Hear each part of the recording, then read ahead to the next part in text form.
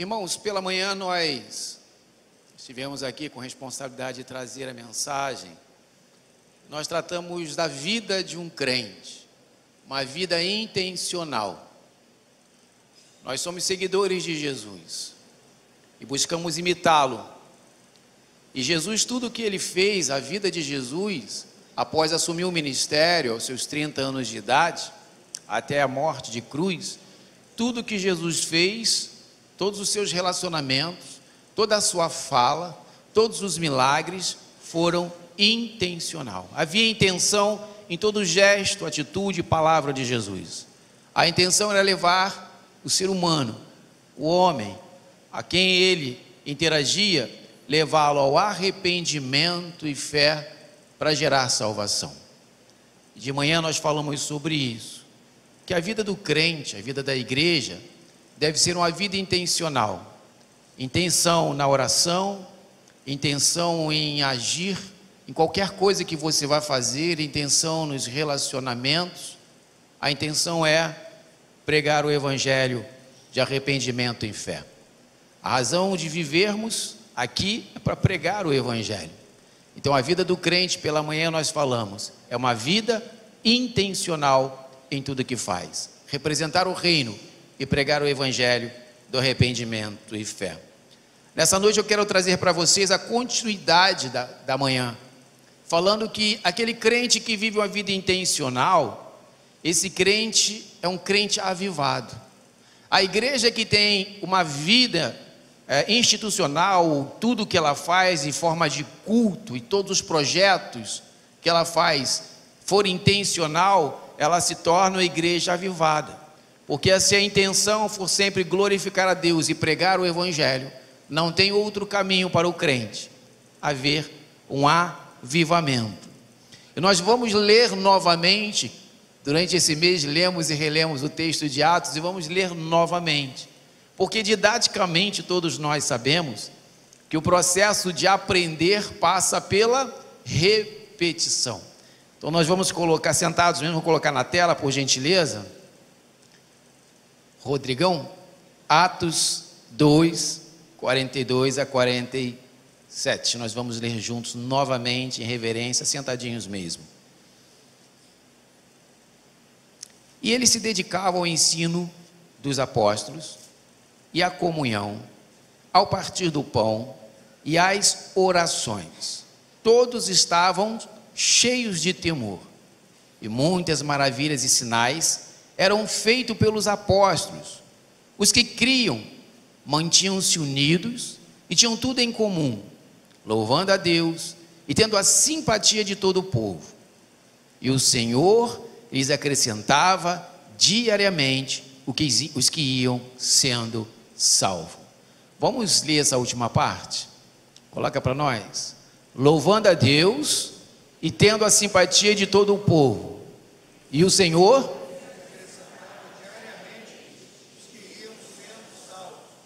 Meus irmãos, não se deve existir nada mais gratificante na vida do crente do que buscar trazer pessoas para o reino de Deus.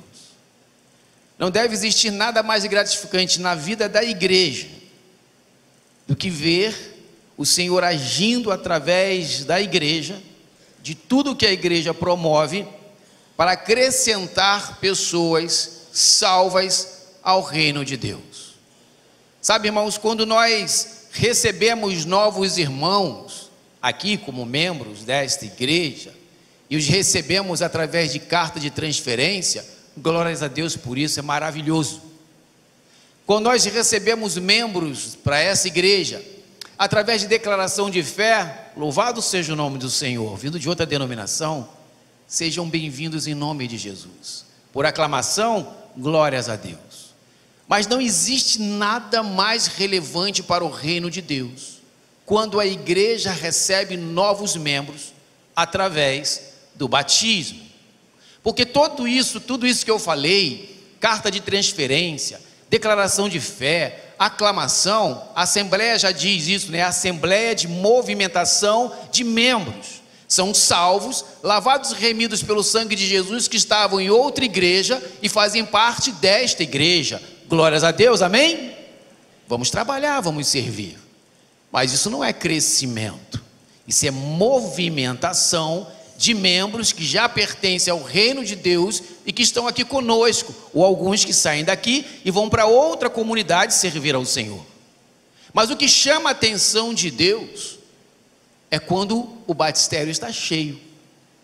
Mês passado tivemos 12 batismos, glórias a Deus por isso. Agora dia 2, à noite, de manhã, profissão de fé, e à noite teremos mais 12 ou 13 batismos, amém? Aleluia. Amém. E que em agosto seja o mesmo, e que setembro e assim sucessivamente. Essa é a vocação da igreja de Cristo, esse é o crescimento que nós vemos na igreja de Atos, e isso que agrada ao Senhor. Isso não é, irmãos, expansão do reino. Quando nós trabalhamos movimentação de membros, Deus se agrada, mas Deus está focado na expansão do reino através de salvação de vidas. E salvação de vidas depende de cada um de nós atuando nas áreas ao qual nós convivemos e vivemos todos os dias. Orar intencionalmente por vidas foi o que falamos durante todo esse mês. Esse é um despertamento espiritual para cada um de nós. E talvez alguém fale assim: puxa vida, mas o mês inteiro falando sobre isso. Sim, por incrível que pareça, meu irmão, minha irmã, sabia que tem alguém ainda que não começou a interceder? Sabia que tem um membro ou outro que ainda não pegou o cartãozinho de oração, preencheu e assumiu a responsabilidade de interceder? Sim, e nós vamos continuar falando sobre isso até que Cristo volte. Porque o que nós desejamos como igreja de Cristo é que cada um de nós assumamos o compromisso de uma igreja avivada. Mas para que a igreja seja avivada, eu tenho que ser o primeiro a ser avivado. E orar intencionalmente por vidas, pregar e colher o fruto, isso é extraordinário, tem que trazer para a minha vida e para a sua vida alegria. Um batistério cheio, isso tem que trazer alegria para a igreja, tem que ser o foco da igreja, tem que ser a minha missão, missão da instituição, mas tem que ser a missão também de cada um de nós. Sonhar, que nós falamos de manhã, e desejar e orar e interceder para que as pessoas que eu conheço possam um dia estar aqui, tomando banho sim, na aguinha aqui, quentinha, gostosa, sendo batizado em nome do Pai, do Filho e do Espírito Santo, e entrando em peleja, em batalha juntamente com toda a igreja. Meu irmão, essa vida de oração, de Atos, levava a igreja, a vida de oração dos apóstolos, e ali você vê Pedro e João num ato muito interessante, levava a igreja, diz o texto, ao ensino dos apóstolos. A vida de oração da igreja levava à união, a vida de oração da igreja levava à salvação de vidas. Uma igreja que ora, algo extraordinário acontece. Essa igreja sente sede da palavra. A igreja que não ora, a igreja que vive de coach e tantas outras filosofias no púlpito, ela não é direcionada a ter sede de ouvir Deus. A igreja ou o indivíduo que começa a orar e a buscar ao Senhor, o próprio Deus vai dar sede dele, e você vai encontrar respostas dele através da leitura da palavra. E quanto mais a igreja ora, quanto mais a igreja se santifica, mais é a união da igreja, mais salvação de vidas há nesta igreja. Uma só alma e um só coração, é o que falamos durante todo o mês. Uma igreja que ora é uma igreja que estuda a palavra. Uma igreja que ora e estuda a palavra é uma igreja que se santifica. Uma igreja que ora e estuda a palavra e se santifica é uma igreja que está cheia de autoridade e poder. E é esta igreja cheia de autoridade e poder, porque conhece a palavra, porque ora e está santificada, é que prega o evangelho de Jesus e leva a salvação àqueles que estão perdidos. Qual é o crente que não se interessa em clamar por vidas? É o crente que não ora. Qual é o crente que não está interessado em salvação de vidas? É o crente que não busca o Senhor através da palavra. é o crente que não está santificado, é o crente que não tem autoridade e poder, e é por isso que não tem ousadia para falar a respeito do reino de Deus. No capítulo 3 de Atos, vemos a liderança da igreja, a liderança através de Pedro e João, com estilo de vida. Era um estilo de vida de Pedro e João, ir ao templo orar. Orar é o estilo de vida de João. Eles não eram apenas homens que conheciam profundamente a teologia, os ensinos de Jesus, mas eram homens que buscavam a Deus em oração. Teologia é muito bom, irmãos. Feliz aquele que tem a capacidade dada por Deus de saber línguas, hebraico, grego, aramaico, fazer uma exegese profunda. Glórias a Deus por isso. Mas isso não é tudo. Alguns irmãos já leram a Bíblia 5, 6, 7, 10 vezes. Glórias a Deus por isso. Mas isso não é o suficiente. Não é o suficiente para fazer a obra do Senhor. Sabe, irmãos, eu tive na minha pós-graduação, eu tive uma professora, ela dava aula na PUC e vinha dar aula para nós aqui na pós-graduação, Ciência da Religião.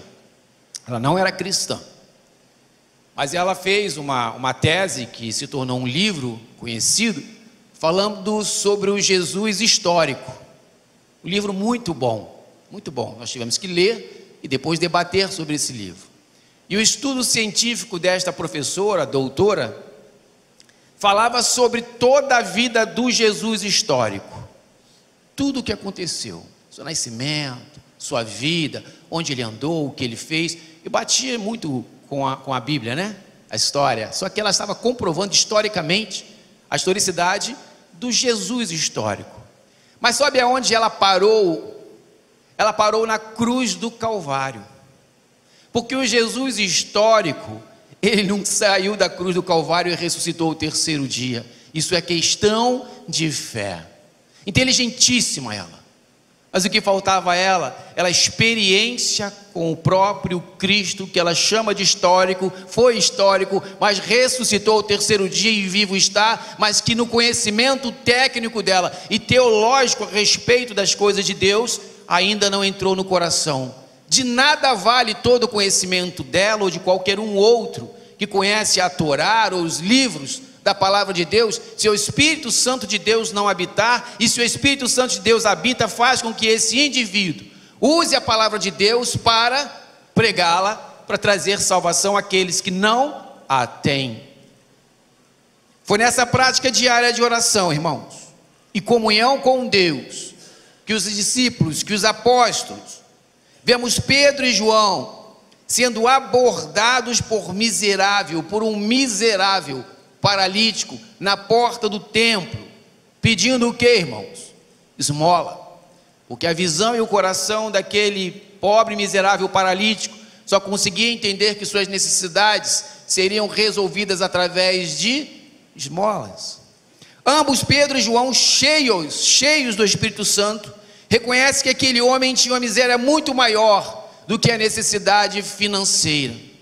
Pedro e João, cheios do Espírito Santo, reconhecem que aquele homem tinha uma miséria muito maior do que a sua enfermidade física, do que sua enfermidade emocional, ou a sua miséria emocional, ou miséria social. Pedro e João, cheios do Espírito, entendem que aquele homem precisava de algo chamado libertação. Libertação de seus cativeiros, libertação de suas tristezas, libertação de suas angústias, libertação de seus pecados. A esmola poderia alimentá-lo por um dia, mas não resolveria o maior problema e a maior miséria daquele homem. E para isso a esmola não resolveria, pois sua miséria era espiritual. A fé em Jesus Cristo transformaria aquele homem miserável, moribundo, jogado pela sociedade, jogado fora pela sociedade, o transformaria em um novo homem. A esmola não faria isso. Um homem próspero e abençoado. O homem lavado e remido pelo sangue de Jesus. Quantos entram dentro da igreja? Quantos participam de cultos como o desta noite? Quantos louvam, cantam, aguardando de Deus, que Deus supra as necessidades físicas, que Deus supra as necessidades emocionais, que Deus supra as necessidades financeiras, que abra a porta de emprego. Tudo isso Deus tem poder para fazer e nós sabemos que Ele tem feito. Mas a cura é pouco para o homem, a cura física. O emprego, um bom salário não resolve as questões principais do ser humano. Quando Deus resolve qualquer questão e qualquer pedido, que Deus derrama milagre dos céus todos os dias, em todo o tempo, em todo lugar, porque Deus gosta de abençoar, mas isso não sara o coração do homem que está perdido. O que aquele homem precisava era um coração preenchido pelo Espírito Santo de Deus. Talvez alguém aqui essa noite, aqui presencialmente ou participando do culto, não tenha conseguido dormir esta semana. Tamanha é a preocupação. Preocupação com o emprego, com as contas, com as dívidas, tristeza no casamento, decepções ou falta de esperança com os próprios filhos que estão se perdendo, e um coração aflito, um coração ansioso, um coração angustiado, sentimentos que atormentam, sentimentos que entristecem, que trazem angústias e dores profundas. O que realmente você precisa não são de milagres físicos. O que você precisa é o milagre no seu coração, e o maior milagre que pode acontecer na sua vida é Cristo entrar em seu coração e fazer morada. As outras coisas são subjetivas na nossa vida. Nós fomos feitos por Deus com vazio aqui no coração. É uma peça de quebra-cabeça que falta, que o dinheiro não vai preencher, que a vida sexual não vai preencher, que a bebida ou as drogas não irão preencher, que o sucesso, o status social não irão preencher, que um casamento não preenche, que filhos não preenchem. Só Cristo Jesus encaixa perfeitamente no vazio que você sente em seu coração. Talvez muitos que estão aqui ou que estão participando online já tentaram muitas soluções para ter paz, mas a única forma, a única esperança que eu ou você temos é Cristo Jesus habitando em meu coração. Só Ele, irmãos, pode trazer a paz, uma paz transcendente, que a mente humana não consegue compreender. Uma paz que mesmo em meio ao caos, mesmo em meio às guerras, mesmo em meio à escassez, mesmo em meio às doenças, mesmo em meio às perdas, Cristo traz esta paz e nos ajuda a caminhar pelo vale da sombra da morte sem temer mal algum. Ai daquele que vive esta vida e não consegue encontrar esta paz. E muitos destes que não têm esta paz vivem todos os dias se relacionando com você. A palavra de Deus diz para aquele que não tem paz, Mateus 11:28, todos nós conhecemos: vinde a mim. Cristo falando: vinde a mim, todos os que estáis cansados e oprimidos, e eu, Cristo, vos aliviarei. Cristo não está falando apenas para ímpios, Cristo está falando para todos, para a sua igreja, para eu, para mim, para você. Vinde a mim. Está entristecido? Vinde a mim, clama a mim e eu te ajudarei. Quando somos, irmãos, libertos do cativeiro do pecado, algo extraordinário acontece em nossas vidas. Somos libertos da angústia porque fomos libertos do pecado. Quando somos libertos do cativeiro do pecado, somos libertos da tristeza. Quando somos libertos do cativeiro do pecado, somos libertos do medo, do pavor e tantas outras opressões do maligno. Quando somos libertos do pecado, nós somos libertos do inferno eterno. Quantos aqui nesta igreja e nas igrejas têm convicção de que estão libertos do inferno, que podem morrer esta noite, que estarão verdadeiramente na glória eterna do Senhor? Eu me lembro que há muitos anos atrás, eu ainda era seminarista, eu estava num evento de conhecidos e ali sentou na mesa uma jovem senhora, na época tinha uns 30 e poucos anos, e ela ficou sabendo que eu era seminarista e foi conversar. E ali é uma jovem senhora que já trabalhava na igreja há pelo menos 15 anos.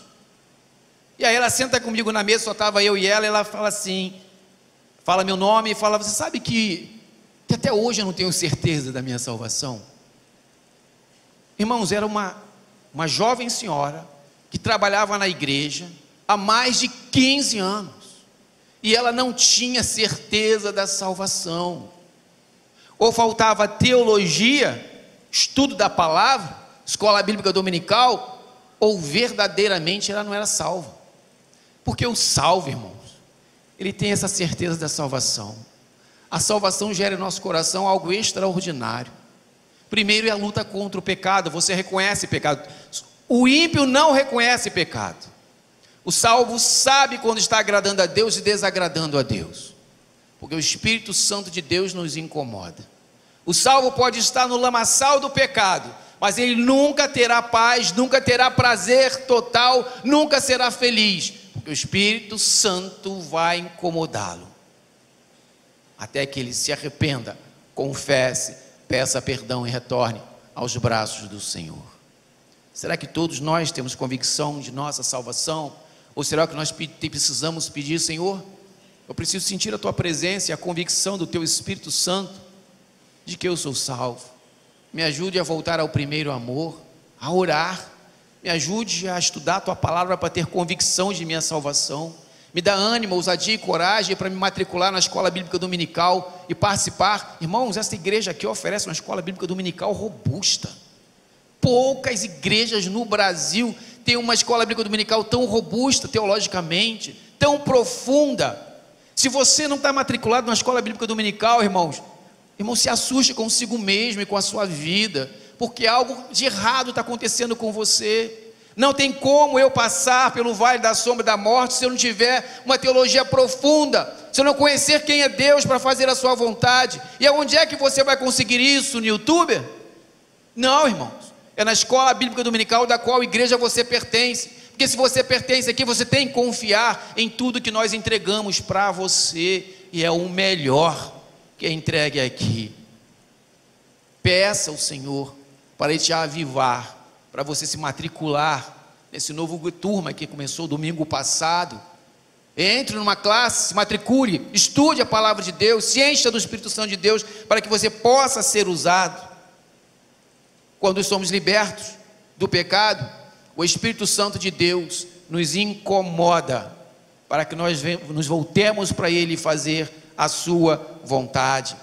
Verdadeiramente, quando somos libertos, nos tornamos livres e temos paz em Cristo Jesus. A palavra de Deus diz em Romanos 6, 22 e 23, nos diz assim: mas agora, libertados do pecado e feitos servos de Deus, tendes o vosso fruto para a santificação e por fim a vida eterna.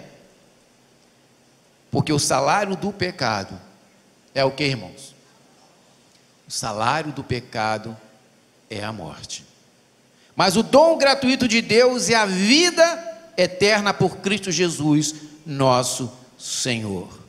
Só existe um caminho para aquele que está em pecado: se arrepender, confessar, pedir perdão, pedir para Jesus habitar no coração. Irmão, o inferno existe.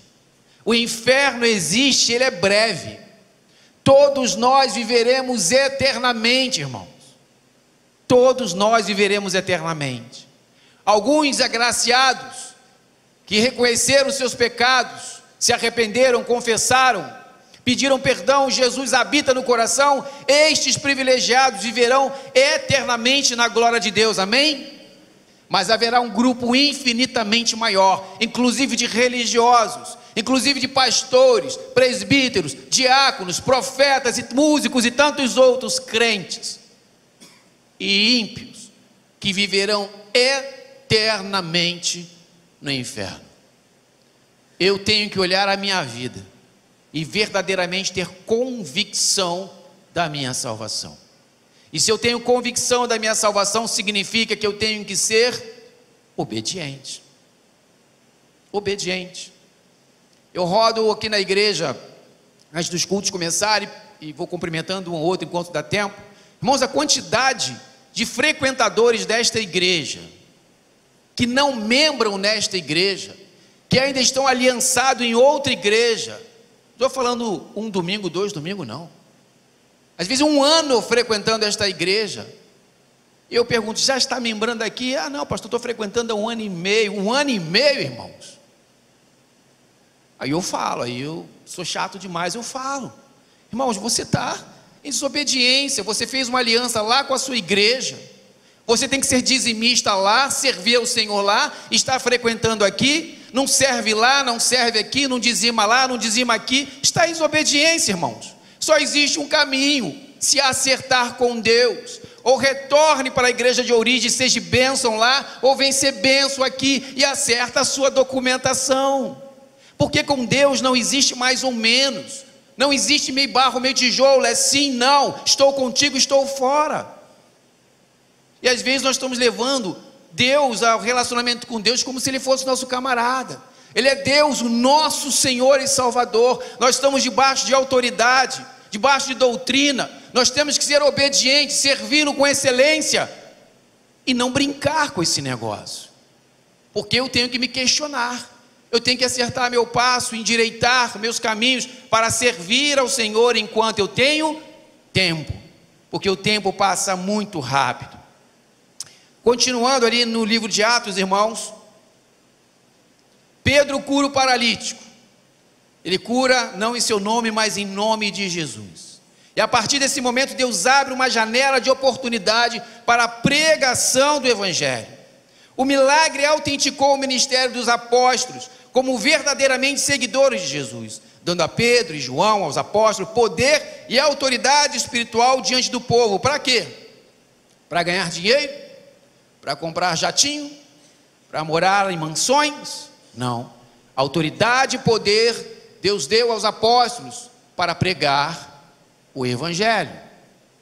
O milagre autenticou o ministério dos apóstolos como verdadeiramente eles, apóstolos, seguidores de Jesus, o Cristo Salvador, dando a Pedro e João, aos apóstolos, poder e autoridade espiritual diante daquele povo, sempre para anunciar o Evangelho de arrependimento e fé em Cristo Jesus. Poder e autoridade, irmãos, ratificado, confirmado através dos milagres. Essa é a vida da igreja. Eu tenho visto milagres nessa igreja. Você tem visto? Diz amém. Deus tem estado nessa igreja. Quem tem olhos veja, irmãos. Deus tem derramado milagres sobre esta igreja. Deus tem dado poder e autoridade sobre esta igreja. Os milagres são vistos. Deus tem dado poder e autoridade a esta igreja. A igreja que tem vida santa, a igreja que eu digo o indivíduo, eu e você. Autoridade e poder vindo dos céus para que eu possa ter uma vida santa diante de Deus. Disposição para viver por Jesus todos os dias, aonde eu vou, aonde você vai. A autoridade e poder que Cristo te dá, que Cristo dá à igreja, é para que eu represente o reino de Deus aonde eu estiver, enquanto viver. Autoridade e poder que Cristo dá a você, irmãos. O pastor Carlos falou algo interessante aqui, que nós precisamos lembrar. Nós estamos, falou comigo ali, nós estamos em batalha espiritual. Nós estamos em batalha espiritual. Nós estamos convocando a igreja para uma grande batalha espiritual contra os principados e potestades que têm dominado o coração de nossos parentes, de nossos familiares, de nossos amigos, de nossos vizinhos. E quando nós nos tornamos representantes do reino de Deus para visitar estas pessoas em oração, clamar por elas, nós estamos em peleja contra os principados e potestades que não querem largar e abandonar estas vidas. Ele quer levar essas pessoas para o inferno juntamente com ele. Nós estamos em batalha espiritual, irmão. Não descanse, porque Satanás é perverso e ardiloso. Se eu piscar, ele me pega. Se você piscar, ele vai te pegar. Se a igreja descansar, ele vai afetar a igreja. Nós estamos em batalha espiritual. É importante entender que quando a igreja avança, a igreja se santifica, a igreja ora, a igreja busca o Senhor, a igreja prega o Evangelho, a salvação. O que aconteceu? O Sinédrio ameaça calar a boca da igreja. O que aconteceu com eles na igreja de Atos? Você começa a orar, começa a trabalhar, e o inimigo se levanta contra você. É por isso que você já ouviu história de muitos crentes que recebem de Deus uma missão, e esse crente, o coração incendeia, ele começa a orar, e de repente esse crente para de orar. Uma semana, duas, abre o seu lar para o PGM, começa a interceder, começa a evangelizar, e de repente ele desanima. Você acha que isso é coisa da tua mente? Não. Principados e potestades fazendo o trabalho dele, desanimando ou tentando desanimar a igreja, ameaçando, colocando situações, confusão dentro de casa, confusão no trabalho, problemas que acontecem no dia a dia, decepções, frustrações, tristezas. E aí o crente que não está ligado no Senhor desanima e para de orar, e se parar de orar, não vence a batalha. Açoites, prisões, leis que tentam ameaçar e amordaçar os pastores, os pregadores, evangelistas, missionários e crentes em Jerusalém, no mundo, no Brasil, nos dias de hoje. Se vocês não estão atentos, irmãos, se vocês não estão percebendo os movimentos, a igreja será perseguida brevemente, se Cristo não impedir. Prepara-te, porque o dia de hoje é o dia de estar preparado para a peneira que Deus vai sacudir. Quem fez obra sabe o que é isso. Joga uma areia ali, ó, dá uma peneirada, só passa areia boa. A perseguição é isso ao longo da história do cristianismo. E esse é o papel de Satanás, ameaçar a igreja para que a igreja pare. Os métodos e formas da perseguição podem mudar, mas a perseguição sempre haverá. Esteja preparado. Mas a palavra de Deus nos diz, em Atos 5, 29, diz: Pedro e os outros apóstolos responderam, após as ameaças: é preciso obedecer antes a Deus do que aos homens. Ameaças de açoite, ameaças de prisões, ameaças de morte. Pedro e João, cheios do Espírito, porque oravam, porque estavam com a palavra, se santificavam, receberam autoridade e poder, e a partir daí eles podiam falar, mesmo em meio à ameaça, é preciso obedecer antes a Deus do que aos homens.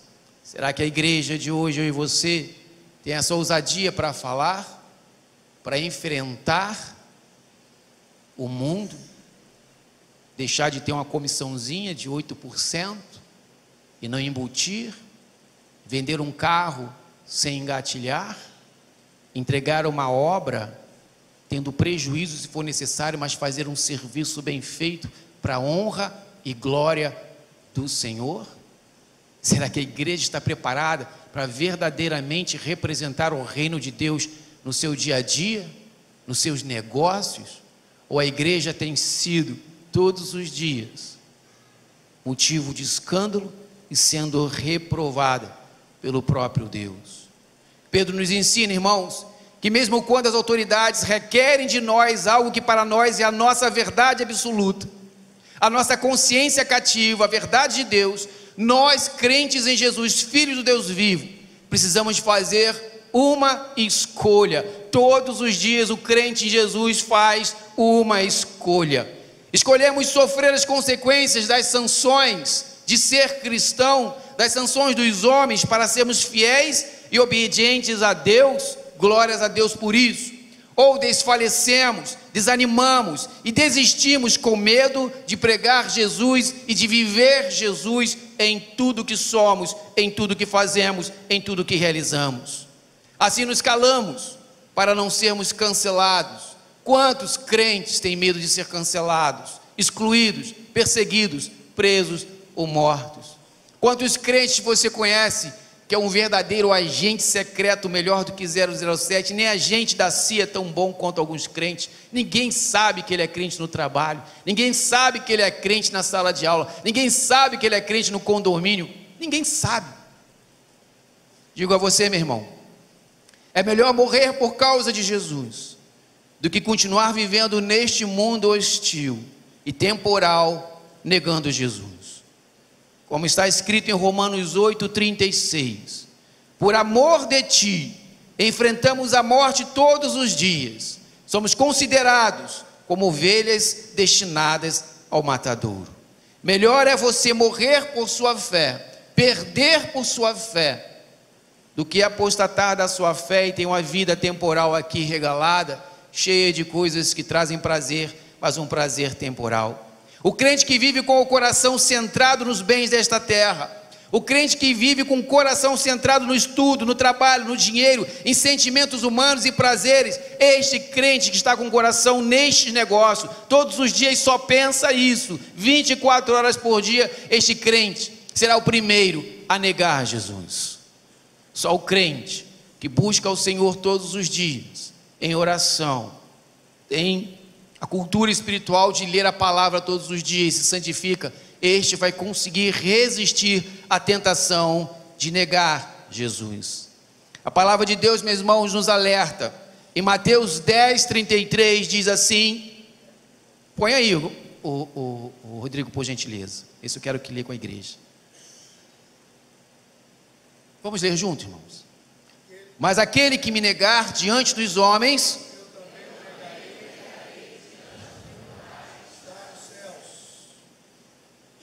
mas aquele que me negar diante dos homens, eu também o negarei diante do meu Pai que está nos céus. Irmãos, isso é muito sério. Quantos crentes negam Jesus todos os dias?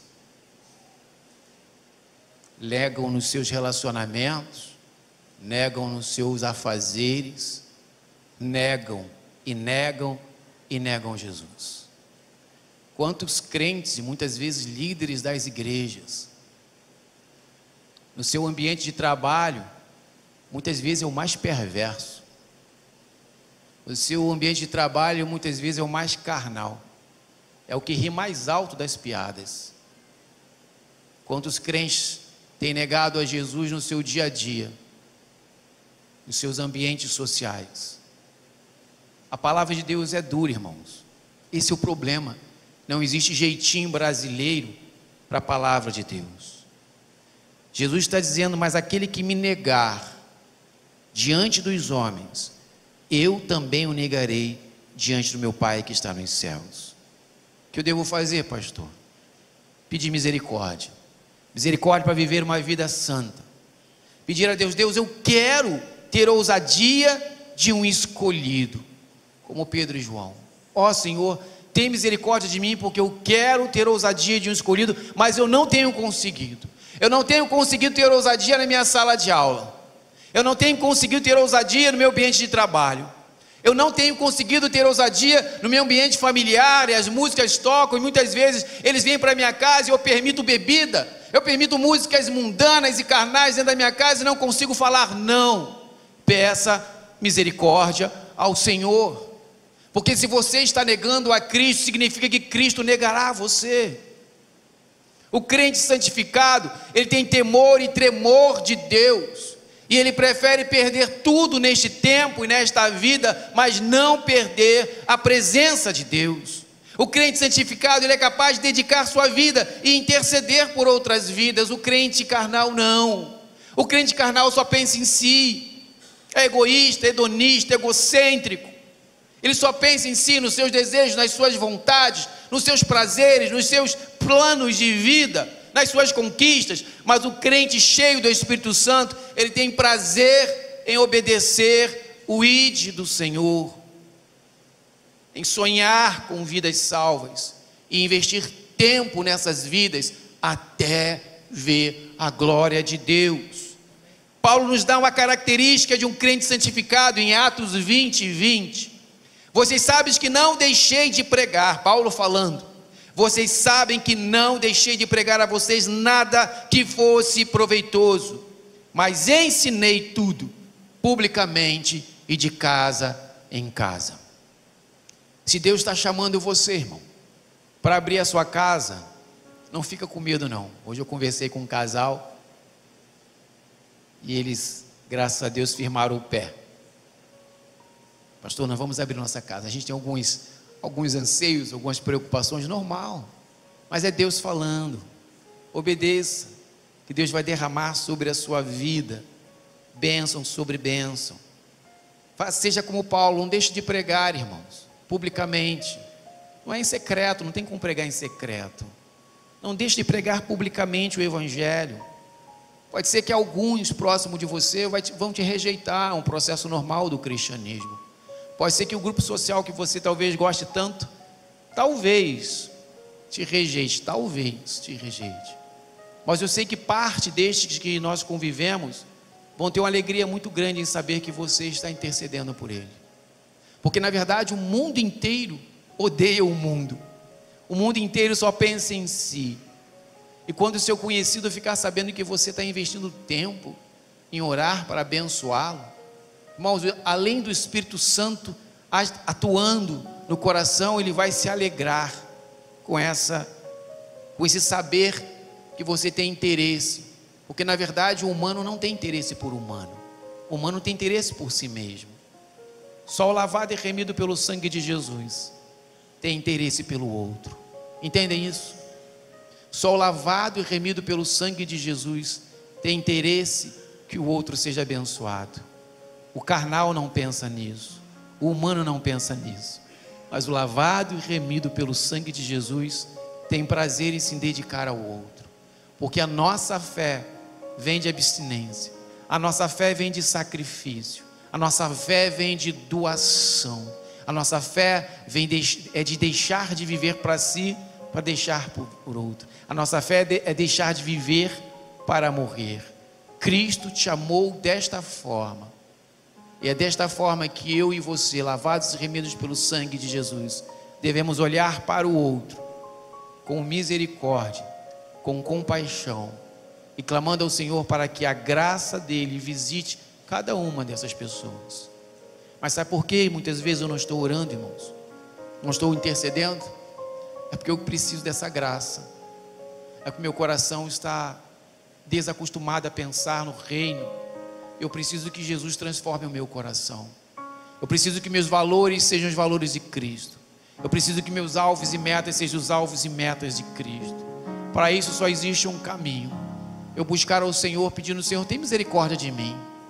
Tenho sido um bom professor na igreja, tenho sido um bom trabalhador na igreja, um bom obreiro na igreja, mas eu não tenho sentido desejo nenhum de orar pelas pessoas. Mal oro por mim, Senhor. Tem misericórdia de mim e enche meu coração da tua presença, para que eu tenha desejo de falar contigo. A palavra de Deus diz que quando nós batemos na porta, Jesus abre a porta para nos receber. A palavra de Deus diz que quando eu clamo, eu recebo. Quando eu busco, eu acho. Jesus jamais vai negar você, se você chamar Ele para estar morando no seu coração e te avivando. O problema é que nós temos dificuldade de fazer isso. Mas no momento que o crente entende o momento em que estamos passando, que a igreja está passando, e começa a pedir: Senhor, habita em meu coração. Sabe o que acontece quando nós trabalhamos na igreja, o avivamento da igreja? A palavra de Deus diz: muitos são chamados, o trágico é que poucos são escolhidos. Não importa para o Senhor se será uma multidão desta igreja que vai se avivar, se serão os 3.000 e quase 3.100 membros que irão se avivar. O que importa para o Senhor é que você se avive, que você busque o Senhor e o encontrará. Porque Deus vai usar 1, 10, 100 ou 1000. O que Ele está buscando nessa igreja são corações dispostos a ouvir o seu chamado e a obedecer, para serem abundantemente abençoados por Ele. E o que você precisa entender e eu preciso entender, que não existe só o mundo físico, existe o mundo espiritual. E às vezes a religião nos confunde. Parece que só existe a religiosidade. Mas para quem se esqueceu, quero lembrar: principados e potestades, demônios, desejam acabar com você, desejam te arrasar, desejam acabar com o teu casamento. Demônios e principados e potestades te odeiam, quer acabar com sua alegria, quer acabar com sua família, quer acabar com seus filhos, quer acabar com a sua alegria de estar na presença de Deus. Quantos crentes se animam a acordar cedo domingo, mas algo acontece e não vem para a igreja. Principados e potestades tentando tirar a tua alegria e o teu ânimo. Não pense que nós estamos vivendo num mundo terreno onde não existe influência. Pode ser que eu e você não veja, mas eles estão te vendo. Mas o que nos alegra e nos conforta, maior é o que está em nós do que está no mundo. Amém? Podemos todas as coisas naquele que nos fortalece, e este que nos fortalece é Jesus. Mas eu preciso saber que existem os inimigos e que nós estamos em guerra. Eu quero convidar você a se colocar de pé e cantar novamente esse louvor, entendendo que você está enfrentando uma grande batalha espiritual para ser obediente ao Senhor. Mas se você colocar o seu coração em primeiro lugar nas coisas de Deus, sendo obediente, tu se torna muito mais que vencedor, em nome de Jesus. Amém? E Deus vai abençoar você, a tua casa, e onde a planta dos teus pés pisar, ali será lugar santo e lugar próspero. Porque a batalha não é contra a carne, nem contra o sangue, mas é contra os principados e potestades. E que esta noite você vença as batalhas espirituais para ter uma semana abundantemente abençoada, sendo testemunha de Cristo aonde você estiver, em nome de Jesus.